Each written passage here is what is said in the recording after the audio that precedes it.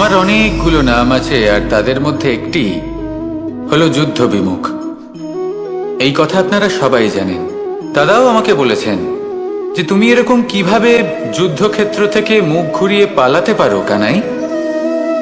দেখুন, যেটা সময়ের দাবি ছিল আমি সেটাই করেছি।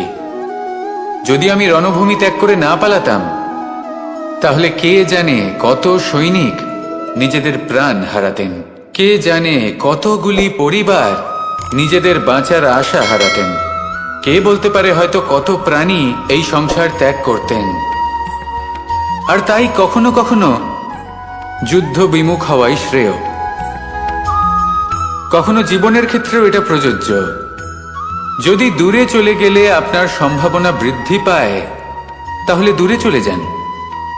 দূরে চলে যান সেই সকল ব্যক্তিদের থেকে যারা কথায় কথায় আপনাকে অপমান করেন, আপনার নিন্দা করেন, আপনাকে বাধা দেওয়ার চেষ্টা করেন, আপনাকে ছোট করেন।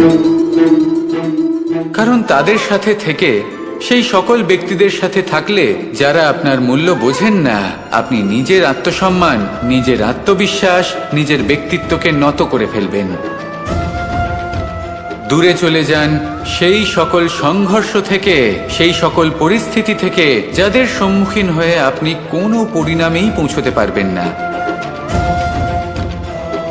যদি আপনি এইভাবে যুদ্ধ বিমুখ হয়ে উঠতে পারেন, যদি এই প্রবৃত্তি আপনি নিজের মধ্যে জাগ্রত করতে পারেন, তাহলে আপনার সামনে সেই যুদ্ধ চলে আসবে যাতে বিজয় লাভ করে আপনি নিজের অস্তিত্ব খুঁজে পাবেন।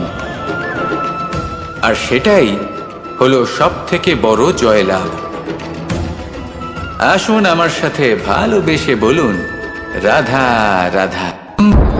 এই সংসারের একটা নিয়ম আছে, বা বলতে পারেন লোকে তাই বলে, যে শক্তিশালী হয় সে শক্তিহীনকে নত করে দেয়। এমনটাই হয়, তাই না? আবশ্যক নয়, কখনো কখনো এমনও হয় একজন অসমর্থ ব্যক্তি সমর্থ ব্যক্তিকে নত করে দেন। এটা সম্ভব, এও হতে পারে। আর এটা তখন হতে পারে যখন তার মধ্যে ভালোবাসার শক্তি থাকে। ভালোবাসার শক্তি এই সংসারে সবথেকে বড় শক্তি হয়। এই ভালোবাসার শক্তি দ্বারাই নির্ধন সুদামা আমাকে দিয়ে নিজের পা ধুইয়ে নিল, কিছু না বলেই, কিছু না চেয়েই। এই কর্মের আধার ছিল শুধুমাত্র ভালোবাসা। খুব শক্তিশালী হয় এই ভালোবাসা। ভালোবাসার শক্তি দ্বারাই আপনি হিমালয় পর্বতকে নত করতে পারেন, তাহলে কি অসম্ভব হতে পারে? এই ভালোবাসার শক্তির সঞ্চার করুন, আর এই ভালোবাসার সাথেই বলুন, রাধা রাধা। মানুষের জীবনে স্বচ্ছতার একটা আলাদা গুরুত্ব আছে। যদি আপনি নিজেকে স্বচ্ছ রাখেন, তাহলে আপনার নিজেরও ভালো লাগবে, সামনের ব্যক্তিরও ভালো লাগবে, একটা অন্যরকম প্রভাব পড়বে। কিন্তু একজন শ্রেষ্ঠ ব্যক্তি কিভাবে হয়ে ওঠা সম্ভব? যার মধ্যে গুণ আছে, শিক্ষা আছে, শুভ চেতনা আছে, যিনি সৎকর্ম করেন। কিভাবে হব সেই ব্যক্তি যার মধ্যে জ্ঞান আছে? শুধুমাত্র স্বচ্ছ থাকলে তো তা হওয়া সম্ভব নয়। প্রথমে আপনাকে বুঝতে হবে যে মানুষের মধ্যে চারটি মূল তত্ত্ব আছে। প্রথম হলো তার শরীর, যার দ্বারা উনি যে কোনো কর্ম করে থাকেন। দ্বিতীয় তত্ত্ব হলো তার মন, যার দ্বারা কোনো কর্ম করার জন্য সে নিজেকে প্রেরণা দিতে থাকে। তৃতীয় তত্ত্ব হলো বুদ্ধি, যে কর্ম আমরা করতে চাই, যে লক্ষ্যে আমরা পৌঁছতে চাই, সেটা আমরা কিভাবে কোন পথে করব সেটা স্থির করা যায় বুদ্ধি দিয়ে। আর চতুর্থ তত্ত্ব হলো আত্মা। আত্মা হলো এমন এক তত্ত্ব যার কোনো সমাপ্তি নেই। আত্মা হলো অজয়। কিন্তু এরও শুদ্ধিকরণের প্রয়োজন হয়। এই চারটি তত্ত্বের শুদ্ধিকরণ করতে থাকুন, এদের নির্মল রাখুন, শুদ্ধ রাখুন। এবং এটা কিভাবে হবে? শুভ চেতনা দ্বারা, জ্ঞানের দ্বারা, এবং সব থেকে বেশি গুরুত্বপূর্ণ প্রেমের দ্বারা। আসুন আমার সাথে ভালোবেসে বলুন, রাধা রাধা।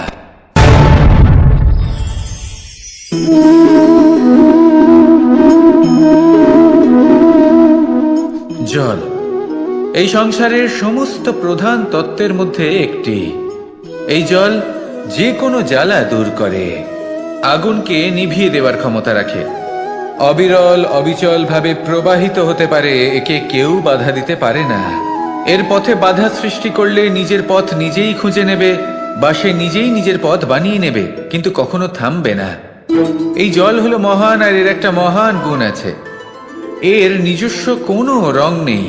কিন্তু যখন মেঘ থেকে বৃষ্টিরূপে পৃথিবীতে ঝরে পড়ে, তখন সমস্ত সংসারকে রঙিন করে তোলে। যেখানে খরা হয়েছে সেখানে শ্যামল করে তোলে, যে স্থান শ্যামল সেখানে ভিন্ন ভিন্ন প্রকারের পুষ্প ফুটিয়ে তোলে। এই জল, এই জলের মতন আমাদের হতে হবে। ওর যেমন কোনো রং নেই, আমাদেরও যেন কোনো অহংকার না থাকে। শুধু কর্মের এই ধারাতে বইতে থাকুন, এই সংসারের মঙ্গল করতে থাকুন, শ্রেষ্ঠ কর্ম করতে থাকুন। এই সংসারকে এটা বলার কোনো প্রয়োজন নেই যে আপনি কে। আপনি যদি কর্ম করতে থাকেন, তাহলে এই সংসার নিজে থেকেই আপনার মূল্য জানতে পারবে, আর তখন এই মন প্রসন্ন হয়ে বলবে, রাধা রাধা। একদিকে হলো আঙুর আর অন্যদিকে কিশমিশ। দেখতে গেলে এই দুটোই সবারই খুব প্রিয়, শিশু হোক, যুবক হোক বা কোনো বৃদ্ধ ব্যক্তিই হোক না কেন। আর দেখতে গেলে এই কিশমিশ, এটা আঙুর থেকেই আসে, তারই অন্য একটি রূপ। কিন্তু কখনো হাটে যান আর গিয়ে জিজ্ঞেস করুন যে এই কিশমিশ আর আঙুর, এই দুইয়ের মধ্যে অধিক মূল্য কার? আপনিও নিশ্চয়ই জানবেন যে কিশমিশের মূল্য আঙুরের থেকে অনেক গুণ বেশি। এবার এরকম কেন হয়?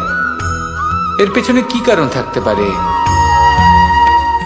একদিকে হলো সেই আঙুর যা টাটকা অবস্থায় গাছ থেকে পেড়ে খাওয়া যায়, আর অন্যদিকে হলো কিশমিশ যাকে মাসের পর মাস রোদে ফেলে রাখা হয়।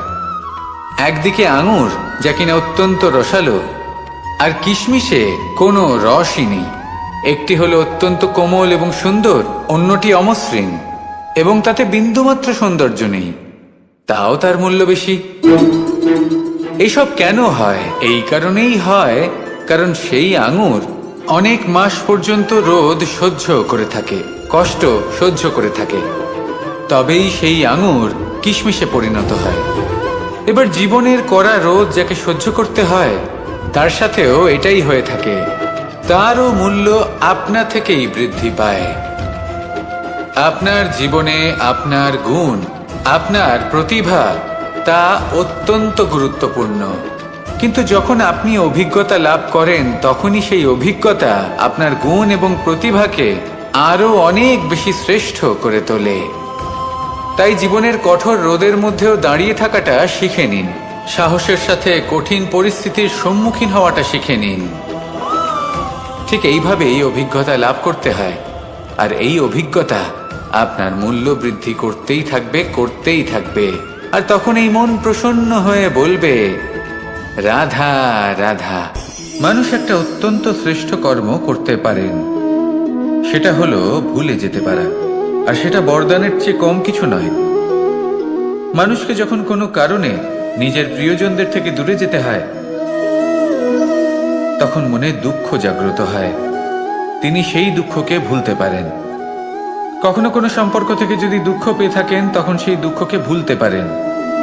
কিন্তু এই সংসারের প্রত্যেক আবেগ, প্রত্যেক বস্তু ভুলে যাওয়া উচিত নয়। বিশেষ করে আমাদের প্রিয়জন, আমাদের পরিবারের সদস্য, যখন এই সংসার থেকে ওনারা চলে যান, তখন যে সৎকর্ম ওনারা করেছেন, যে প্রেরণা ওনারা আমাদের প্রদান করেছেন, কখনো ভুলে যাওয়া উচিত নয়। যখন আপনি কোনো উঁচু স্থানে পৌঁছে যান, আপনি সাফল্য লাভ করেন, তখন সেই সকল বন্ধুদের ভোলা উচিত নয় যারা আপনার সাথে আরম্ভ থেকে ছিল, যারা সবসময় আপনাকে সাহায্য করেছে। ভালোবেসে বলুন, রাধা রাধা। আমাদের সকলের জীবনেই দুই ধরনের ব্যক্তি থাকেন, বন্ধু এবং শত্রু। তারা হলেন আমাদের প্রিয় বন্ধু, যারা আমাদের জীবনে সবসময় আমাদের পাশে থাকেন। কখনো কখনো আমরা তাদের জন্য কিছুই করি না, তাও তারা আমাদের আনন্দ প্রদান করেন, ভালোবাসা প্রদান করেন। আর অন্যদিকে থাকে আমাদের শত্রু।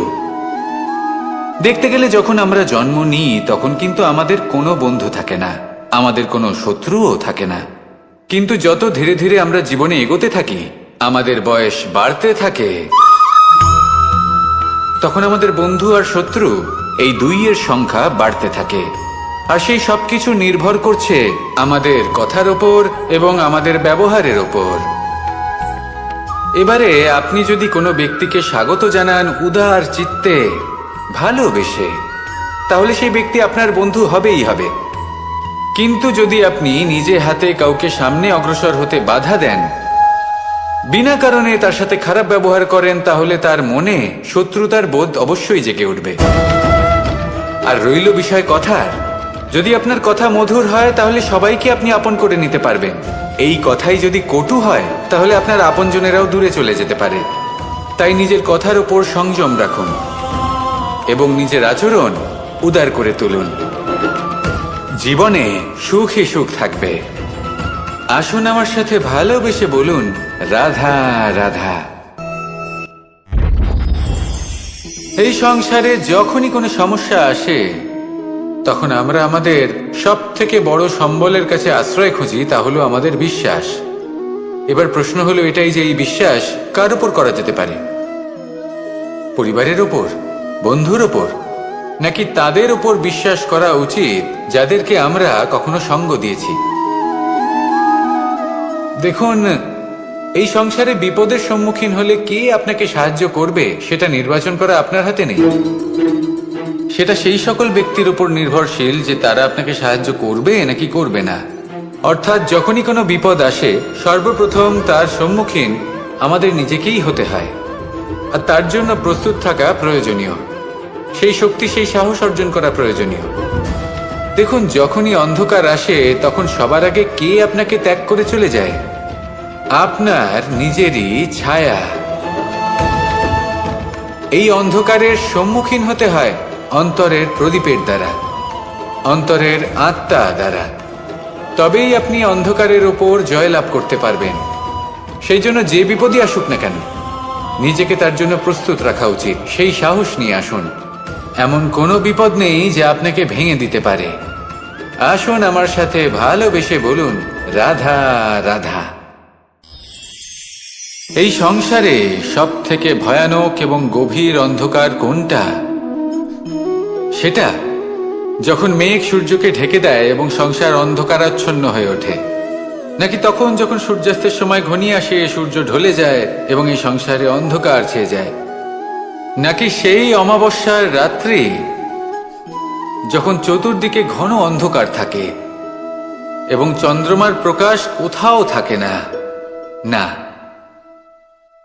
এই সংসারে সব থেকে বেশি ভয়ানক অন্ধকার হলো মানসিকতার অন্ধকার। মানসিকতা খুব গভীর একটা বিষয়। এই মানসিকতাই সত্যের রূপ ধারণ করে এবং আমাদের এই মানসিকতা এবং বিবেকে একটা সূর্য থাকে। যদি আমরা এটা জীবন থেকে বের করে ফেলি তাহলে নিরাশা, হতাশা, অসফলতা এর এমন এক ঘন অন্ধকারে আমরা ফেঁসে যাব যে তার থেকে বাইরে বের হওয়া প্রায় অসম্ভব ব্যাপার হয়ে দাঁড়াবে। বড়ই কঠিন হয় সেই সময়। সেই জন্য ইতিবাচক মনোভাব থাকা খুব প্রয়োজনীয়।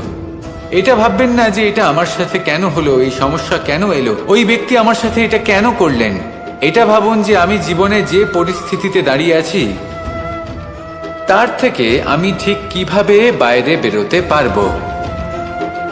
যতই ঘন অন্ধকার থাকুক না কেন, খুব ছোট একটা প্রদীপের প্রকাশ আমাদের পথপ্রদর্শক হয়ে দাঁড়াতে পারে। আর আমাদের জীবনে এই ছোট্ট একটা প্রকাশ হলো আশা।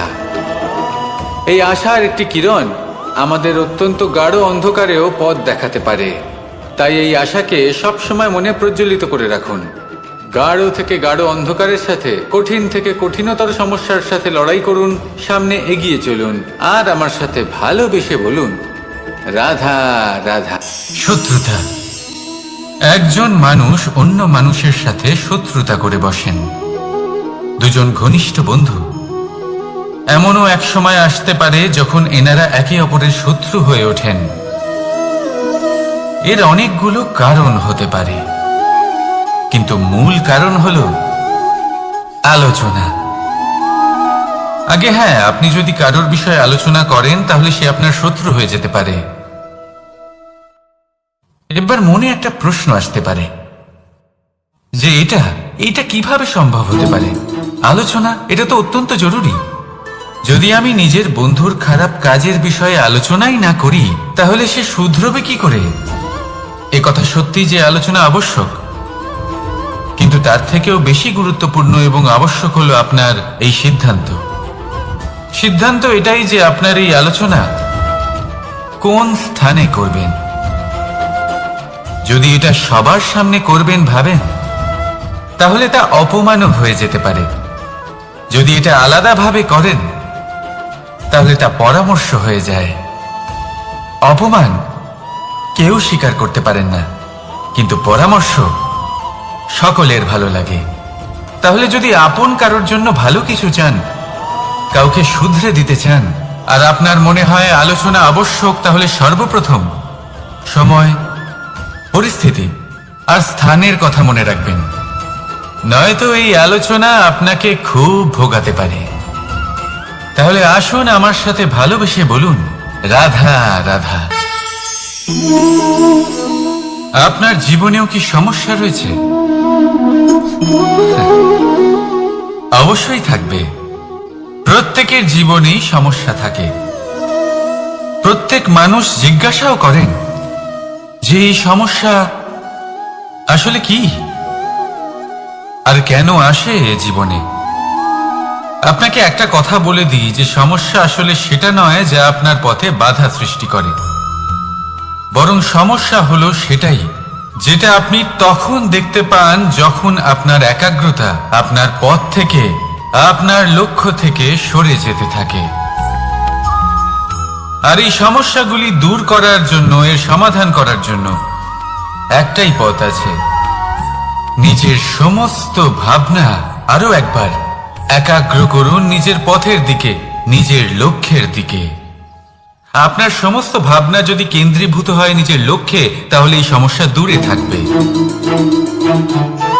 যদি এরকম না হয়, যদি আপনার মন একটু অন্যদিকে চলে যায়, তাহলে এই সমস্ত সমস্যা আবার সামনে চলে আসে আর বাড়তেও থাকে। দেখুন, যেখানে আপনার লক্ষ্য রয়েছে, বাণ যদি সেখানেই চালাতে হয়, তাহলে দৃষ্টি তো সেদিকেই রাখতে হবে। তবেই তো আপনি সেই লক্ষ্য ভেদ করতে পারবেন। সেই জন্য মনে রাখবেন, সর্বদা লক্ষ্য রাখবেন নিজের পথে, সেই পথেই সামনে এগোতে থাকুন নিজের লক্ষ্যের দিকে। আপনি যত সামনে এগোতে থাকবেন এই সমস্যা তত পিছিয়ে যাবে। তাহলে আসুন আমার সাথে ভালোবেসে বলুন, রাধা রাধা। এই পাখিরা সত্যি খুব সুন্দর, আমার খুব ভালো লাগে। আপনি নিশ্চয়ই শুনে থাকবেন যে কিছু পাখির কাছে ডানা অবশ্যই থাকে, কিন্তু উড়তে পারে না। তারা চায় উঁচু আকাশে উড়ে বেড়াতে এবং মেঘেদের সাথে কথা বলতে, করতেই পারে না। এবার এই সংসারেও পাওয়া যায় ঘুড়িও।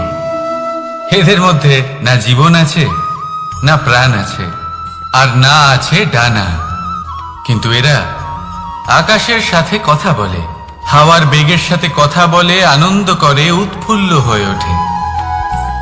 আকাশে জীবনের কিছু মুহূর্ত কাটায়।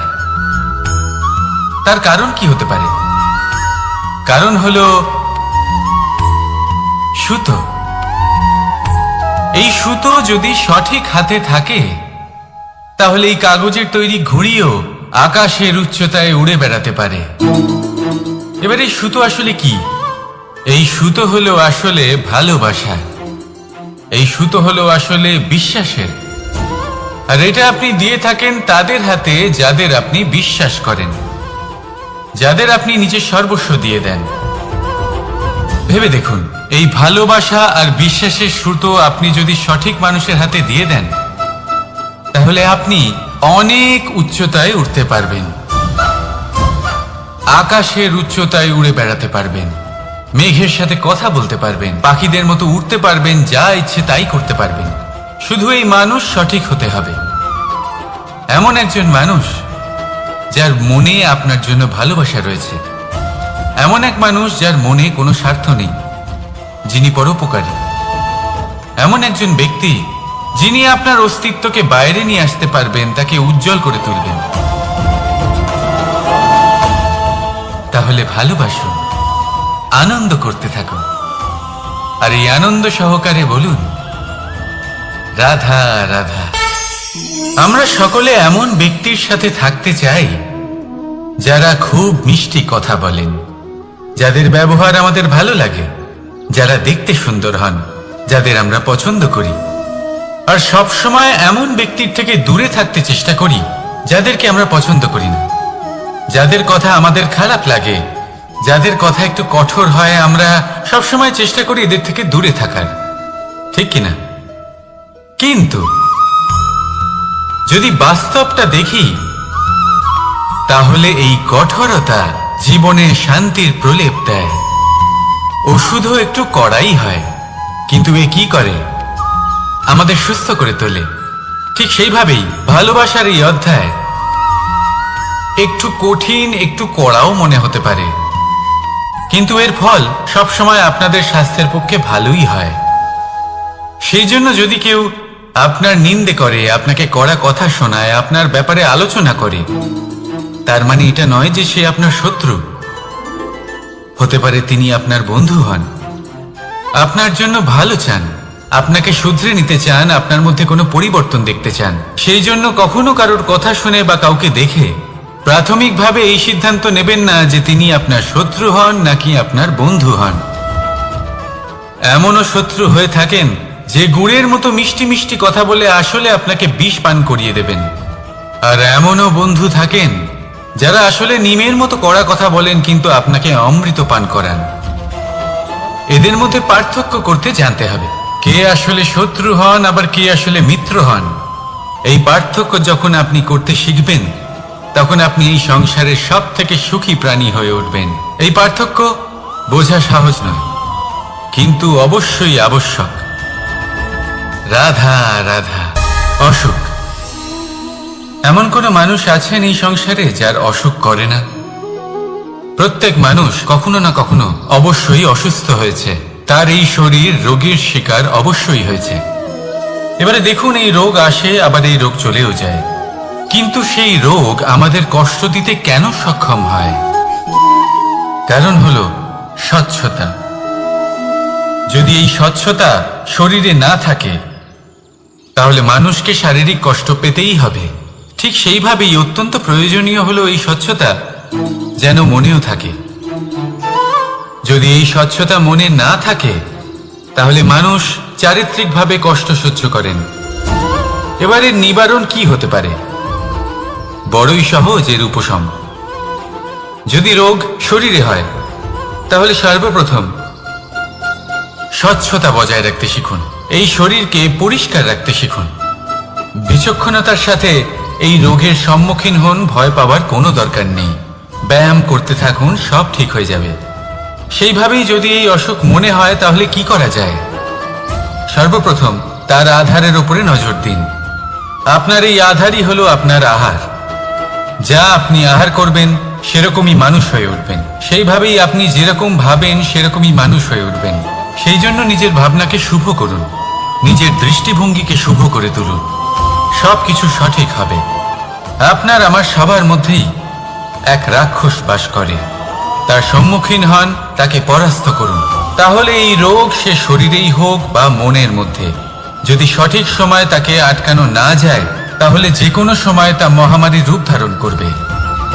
সেই জন্য সাবধানে থাকুন, সুস্থ থাকুন। তাহলে আসুন আমার সাথে ভালোবেসে বলুন, রাধা রাধা।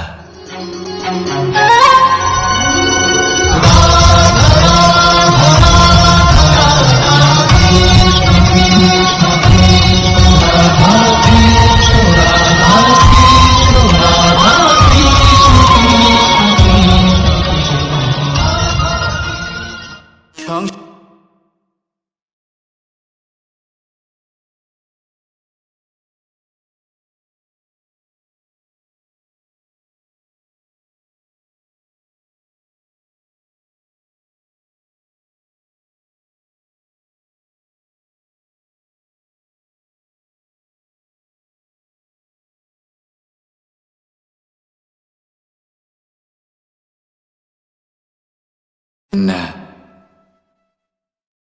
কোনো ব্যক্তি যিনি সবথেকে বেশি শক্তিশালী, আপনি যদি তার সামনে যান তাহলে উনি আপনার অন্তরের শক্তিকে বাইরে বের করে আনবে, আপনার অন্তরের লুকিয়ে থাকা শক্তিকে জাগ্রত করতে প্রেরণা প্রদান করবে।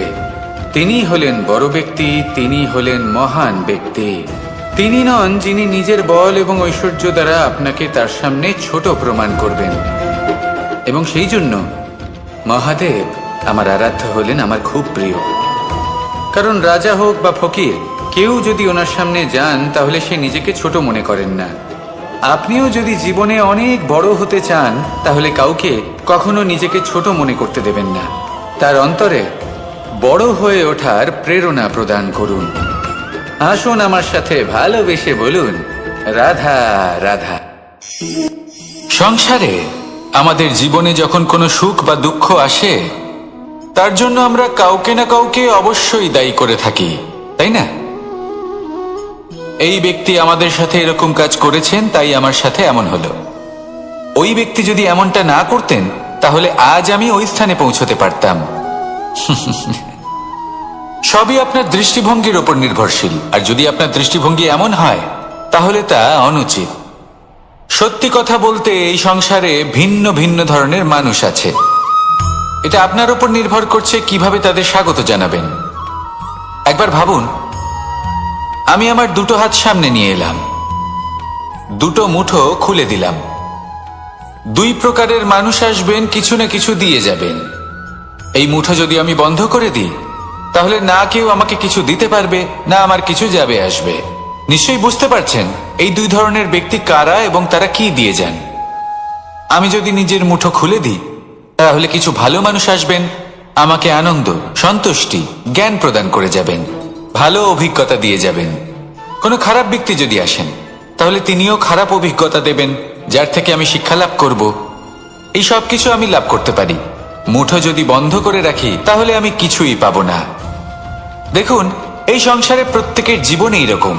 প্রত্যেকের জীবনে সবকিছুই আছে, ভালো খারাপ দুই মানুষই আছে, ভালো অভিজ্ঞতা আছে, খারাপ অভিজ্ঞতা আছে। নির্ভর করছে আপনার উপর যে আপনি কি করবেন, এনাদের স্বাগত কিভাবে জানাবেন, কার থেকে কি বুঝবেন, কি শিখতে পারবেন, আর কোন দৃষ্টিভঙ্গি নিয়ে অগ্রসর হবেন। এটাই নির্ধারণ করবে যে আপনার জীবন কেমন হবে। আসুন আমার সাথে ভালোবেসে বলুন, রাধা রাধা। জীবনে যখন কোনো ব্যক্তি নিজের লক্ষ্য প্রাপ্তির জন্য নিরন্তর পরিশ্রম করতে থাকেন, চেষ্টা করতে থাকেন,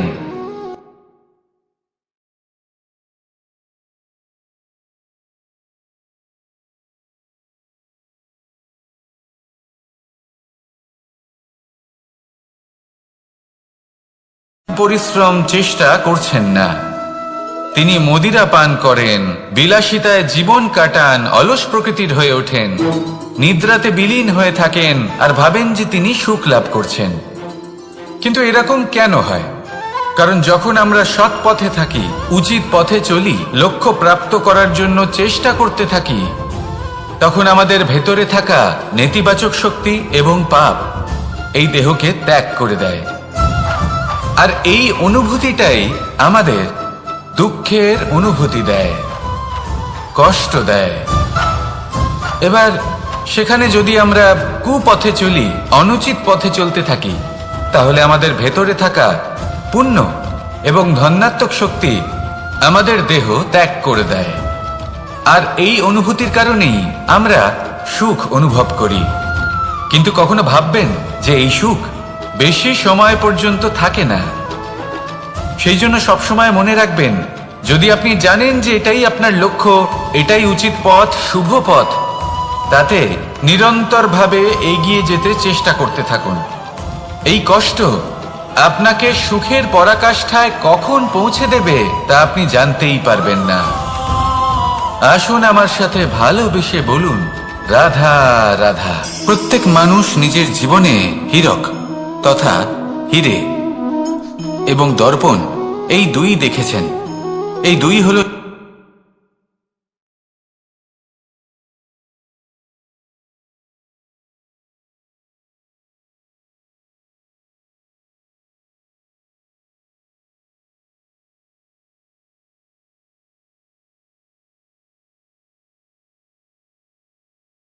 যায় না, তাই না? মানুষ যখন হিরে নিজের হাতে নেয় তখন সবার আগে কি খোঁজে?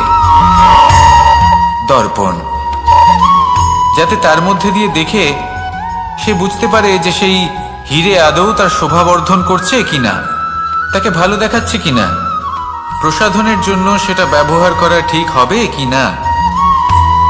অর্থাৎ হীরের উপস্থিতিতে দর্পণের গুরুত্ব কম হলো না, দর্পণের কারণে হীরের মূল্য বোঝা গেল।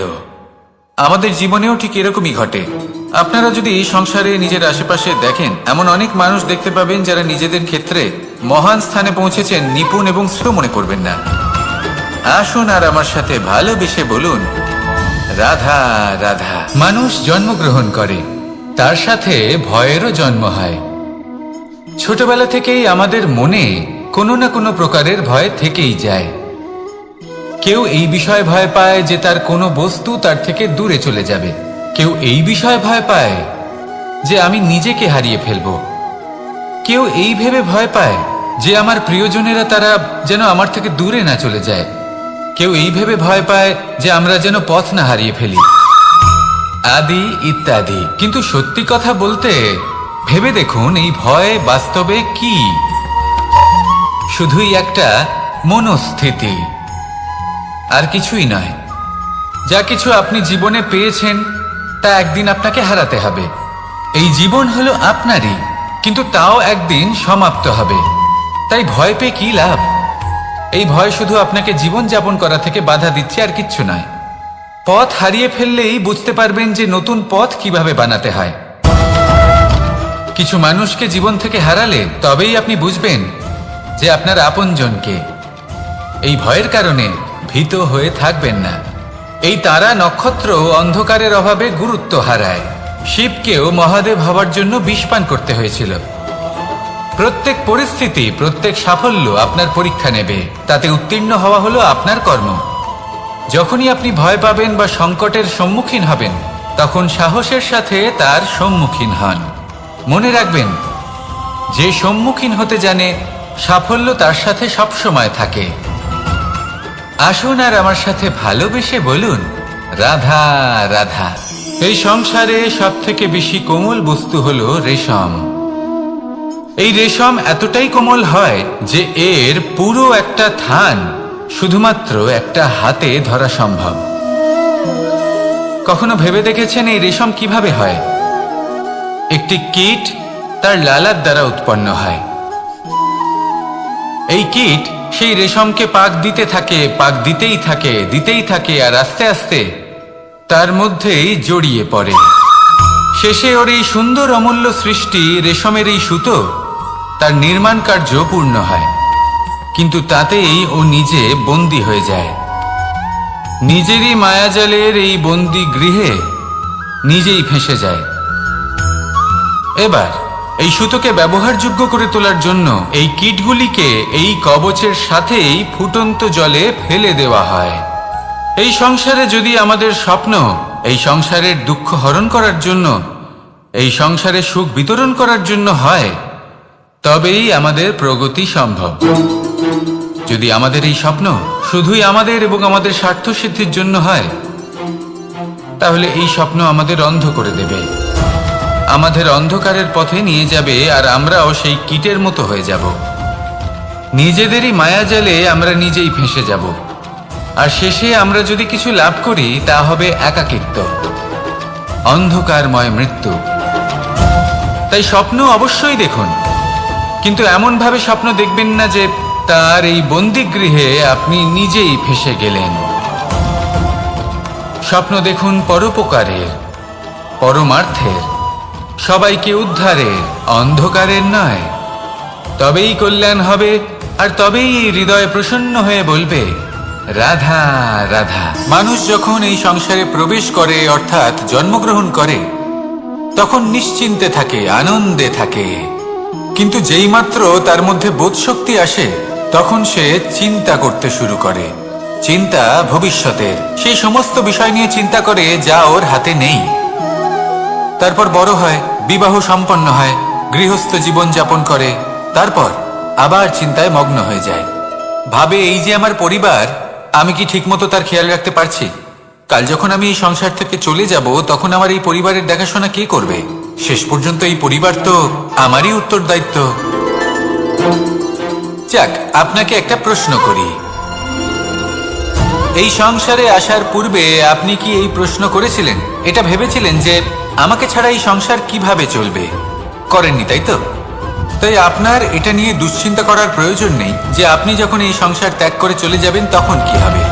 আপনি যখন ছিলেন না তখনও এই সংসার চলছিল, আপনি যখন এই সংসার ত্যাগ করবেন তখনও এই সংসার চলতে থাকবে। যদি কোনো বিষয়ের প্রভাব থাকে তা হলো আপনার আজকের তথা বর্তমানের কর্ম, অর্থাৎ আজ আপনি কি করছেন, কার জন্য মঙ্গল করছেন, কাকে প্রেরণা দিচ্ছেন, কাকে সাহায্য করছেন, কোন উদাহরণ প্রস্তুত করছেন। আপনি এই সংসারে যে ছবি অঙ্কন করবেন সংসার সেটাই মনে রাখবে। তাহলে শুধু সৎকর্ম করুন, মঙ্গল করতে থাকুন, আর আমার সাথে ভালোবেসে বলুন রাধা রাধা। একবার একটা শেয়াল বনে বিচরণ করছিল। ও একটা ছোট্ট শাবক দেখতে পেল। ও ভাবলো আজ একেই আমি খাবার হিসেবে গ্রহণ করব। আশেপাশে দেখলেও কেউ দেখছে না তো, কেউ ছিল না, আর সেই শাবকের ওপর আক্রমণ করল, যা হলো একটা ঘোর অপরাধ।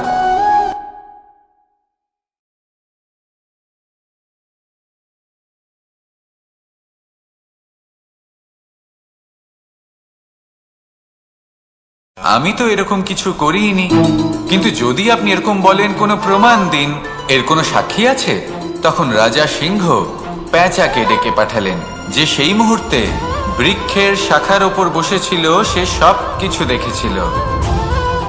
পেঁচা সব সত্যি কথা বলল, আর শেয়ালকে মৃত্যুদণ্ড দেয়া হলো। এবার এই কাহিনী আমি আপনাকে কেন শোনালাম? কারণ মানুষও কখনো কখনো এরকম কর্ম করেন যা শিয়াল করেছে। এটা ভাবেন কেউ দেখছে না যখন, আমি অনুচিত কর্ম করতেই পারি। কিন্তু না, আপনি যাই করুন না কেন কেউ না কেউ অবশ্যই তা দেখছে। কোনো ব্যক্তি না হলেও কোনো প্রাণী, না হলে কোনো যক্ষ বা দেব বা প্রেত। যদি এনারা কেউ না দেখেন তাহলে ধরিত্রী মাতা দেখেন, যেখানে দাঁড়িয়ে আপনি সেই কর্ম করছেন, তাই না? তাই একটা কথা সবসময় মনে রাখবেন, কে দেখছেন কে দেখছেন না সেই বিষয়ে ভাবা ছেড়ে দিন। এটা খুব সহজ কথা। আপনি যদি উচিত কর্ম করেন উচিত ফল পাবেন, যদি অনুচিত কর্ম করেন তাহলে আপনি অনুচিত ফল অবশ্যই পাবেন। সেই জন্য উচিত পথে চলতে থাকুন, উচিত কর্ম করতে থাকুন, আর আমার সাথে ভালোবেসে বলুন রাধা।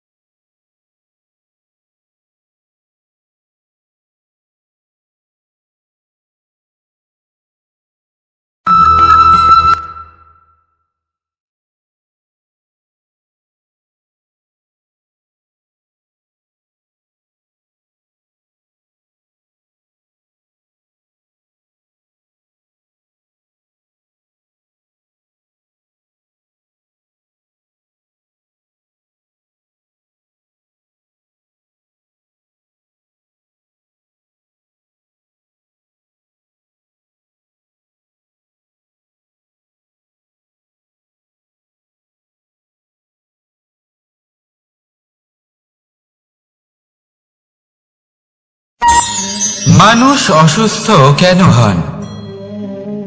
শারীরিক দুর্বলতার কারণে? না, মানুষ অসুস্থ হন তার মানসিকতার কারণে, তার বিবেকের কারণে, তার কর্মের কারণে, তার ক্রোধের কারণে। আর যখন কেউ সুস্থ হন, ঠিক হয়ে যান, তার মানে এটা নয় যে শুধু ওষুধের জন্য তিনি